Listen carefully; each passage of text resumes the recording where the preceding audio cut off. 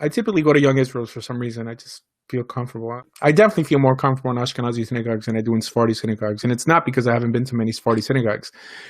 Actually, my first synagogue, Orthodox synagogue that I went to was Sephardi. I spent actually 3 years there. In most communities, when you go to a synagogue to convert, that synagogue doesn't do the conversion. They take you to their local Beit Din that does the conversion. And it's typically 9 out of 10 times, really 10 out of 10 times, it's an Ashkenazi synagogue.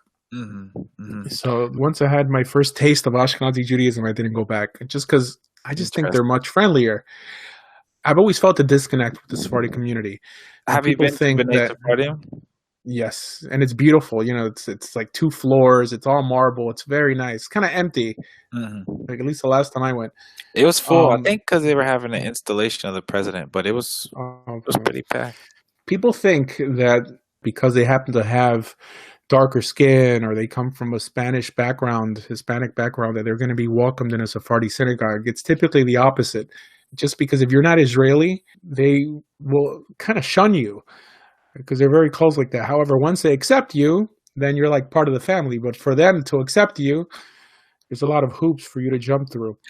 While in an Ashkenazi community, because it's more westernized people who are open-minded, they're people who grew up in America, they're a little more open. Mm-hmm.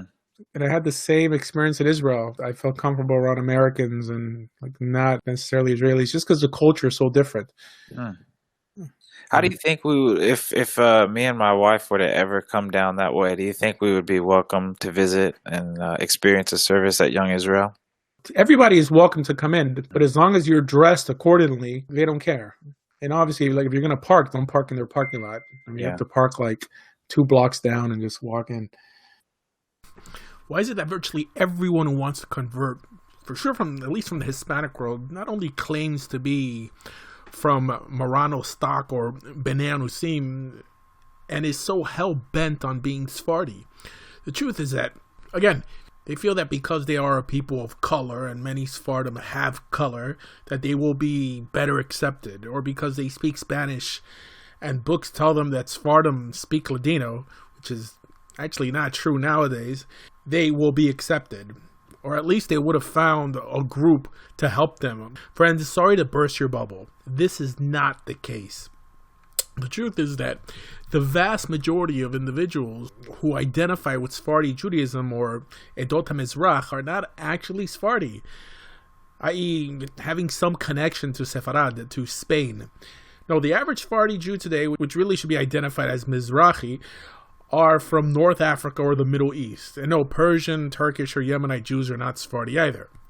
But the truth is that if you're looking for acceptance in the Jewish world, taking into account that Judaism as it exists today is not equipped to welcome really anyone, right? Or especially not newcomers that don't have a Jewish background. If you're coming to a synagogue for the first time, it would benefit you that synagogue not be a Sephardi one. Mainly because most Sephardi/Israeli Jews are not very welcoming, while Ashkenazi Jews, because of a Western mindset, are. Now, this is just my personal opinion based on personal experience, and this is in no way to belittle Sephardi Jews as a whole. I know many who are amazing, like Rav Chaim Ovadia and Rav Yonatan Halevi, but these 2 guys are not the norm. And friends, look, even if I did give you the benefit of the doubt that your family secretly kept the traditions alive all the way back from the Spanish expulsion, I mean, you're talking about 500 years, and you only realized post becoming Messianic that you're Jewish. Even if that were true, you would still be required to convert. And that's really another thing. I'm vehemently against anyone being led into the Jewish people just because he claims to be Jewish with no proof, or even given special treatment over someone who just comes to convert. Which is why, again, I'm against this whole Bnei Anusim movement. Even if there was no break and no issue of Mamzerut, etc. Not to mention that the Sephardi Judaism you claim, at least Hispanic convert claims, is really pre-exilic Sephardi Judaism, which does not resemble the Sephardi Judaism of today. Now, you may say that the Rambam, he was Sephardi. Look, For sure, he was Sephardi, but for sure, his form of Judaism does not in any way resemble the Sephardic Judaism practice among the vast majority of Sephardim today. I mean, actually, the Rambam's Hashkafa resembles, at least in Pesach, a more Ashkenazi one than a Sephardi one, mainly because there were really three major events that changed Sephardi Judaism forever. First, the Zohar, right? And the second was the Arizal. And the third was Shabtai Tzvi. Three major incidents that Ashkenazi Jewry was not privy to. Now, you may say, how about Hasidut? That was when the virus that poisoned the Sephardi world entered the Ashkenazi world and poisoned it. Hasidut being, obviously, the later one of all these three, which again acted like the gateway, the liaison between the Neo-Sephardi Kabbalistic nonsense and the Ashkenazi/European world. But anyways, friends, it's no coincidence that it is the Sephardi world today that contains the only group that publicly refuses to accept converts or allow conversions. And you know them, the Syrian Jews. And even before then, before their takana, the Spanish and Portuguese Jews had a similar takana of not allowing conversions.